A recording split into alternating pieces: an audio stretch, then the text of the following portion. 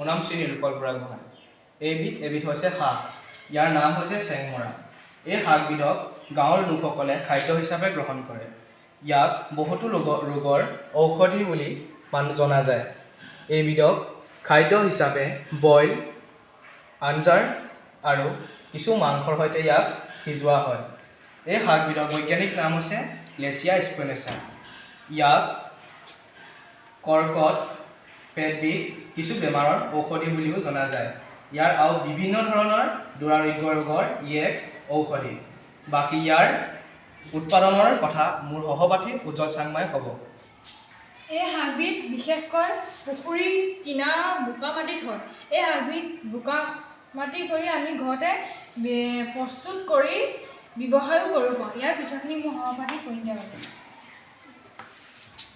চেংমৰা শাক বহু অঞ্চলৰ লোকৰ বাবে এবিধ শাক, যদিও বহু লোকে ইয়াৰ বিষয়ে অভিজ্ঞতা নহয়। চেংমৰা খেতি বৈজ্ঞানিকভাৱে কৰি ইয়াৰ উৎপাদন বঢ়াই বহু ঠাইলৈ ৰূপান্তৰিত কৰিব পৰা যায়।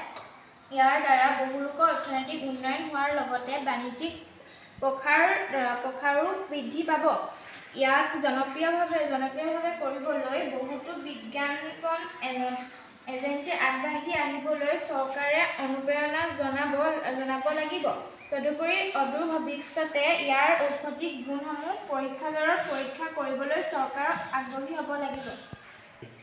চেংমৰা শাকবিধ যাতে ভৱিষ্যতলৈ এবিধ ঔষধিক শাক হিচাপে গ্ৰহণ কৰিব আৰু ব্যৱহাৰ কৰিব পাৰি, সেইবাবে আমি